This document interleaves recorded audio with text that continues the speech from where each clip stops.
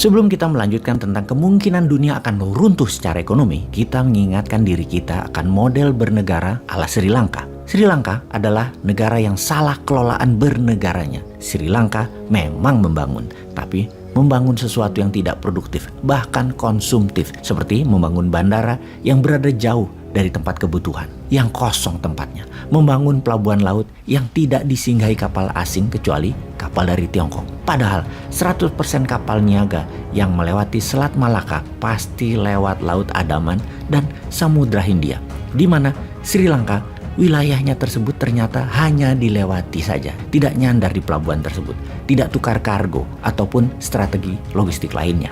Bandara kosong dibangun jauh dari yang membutuhkan transportasi udara, yaitu dibangun di kampung halamannya Presiden dan Perdana Menteri Sri Lanka yang kakak adik, kampungnya Raja Paksa. Sri Lanka bernegaranya dicampur dengan kebijakan yang menguntungkan bisnis pejabat, membuat peraturan dengan membungkus kekuasaan kesannya untuk rakyat, padahal tidak. Bernegara hanya membuat harta berputar di kalangan pejabat dan keluarga pejabat, yang dalam hal ini mereka adalah keluarga dan kolega Raja Paksa. Fakta di lapangan, Sri Lanka sekarang krisis ekonomi negaranya. Setiap hari demo, rumah sakit berhenti melakukan surgery atau operasi, listrik mati di 50% wilayah Sri Lanka, cadangan pangan hanya tinggal 1 bulan lagi. Kita ke Pakistan sekarang. Ekonomi Pakistan memerlukan 36 billion dolar untuk bisa menyambung hidup rakyat Pakistan. Ketika meminta bantuan IMF untuk membail out hutang Pakistan, ternyata IMF menolak permintaan Pakistan tersebut. Apa yang menyebabkan penolakan tersebut? Pakistan bisa dikatakan negara yang berbahaya. Berbahaya karena ada 3 kelompok teroris besar yang tinggal di Pakistan dan besar di Pakistan. Pakistan adalah juga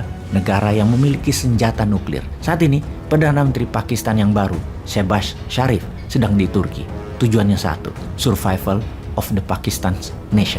Pakistan memerlukan cash untuk membayar kewajibannya sebesar 36 billion dolar. Pakistan desperate, namun sejauh ini tidak ada yang membantunya. Apakah Pakistan menjadi Brazilnya Amerika Latin di krisis ekonomi di tahun 80-an seperti Meksiko bangkrut? Meksikonya sekarang adalah Sri Lanka. Pakistan cadangan devisanya tinggal 10 billion dolar yang hanya bisa untuk biaya 2 bulan negara Pakistan. Minta bantuan IMF ditolak. Juga karena IMF meminta Pakistan merubah strategi keuangan bernegaranya terlebih dahulu, yaitu cut cost, lebih efisien, mencabut subsidi BBM dan listrik, naikin pajak, swastakan 2 bank negara. Bank tersebut untuk jadi swasta karena selama menjadi bank BUMN inilah ladang korup. Melepas dukungan kepada kelompok teroris Taliban, ISIS, dan Al-Qaeda yang total sekitar ada 40.000 pasukan teroris bersenjata tersebut di sana dan mengusir keluar dari Pakistan. Pakistan harus bukan lagi teroris safe haven. Solusi yang dicoba Pakistan kemudian yaitu menerbitkan surat hutang atau bond. Ternyata tidak ada juga yang membeli. Lalu Pakistan merapat ke friendly country yaitu Tiongkok sebagai negara pemberi hutang proyek terbesar Pakistan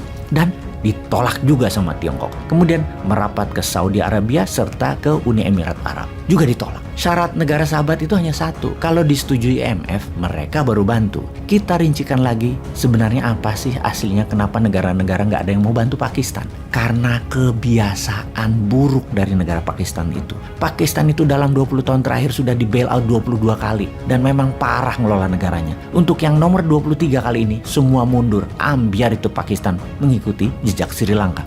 Sekarang kita ke Argentina, inflasinya mencapai 50% dalam 6 bulan ini karena mahalnya impor BBM dan pangan.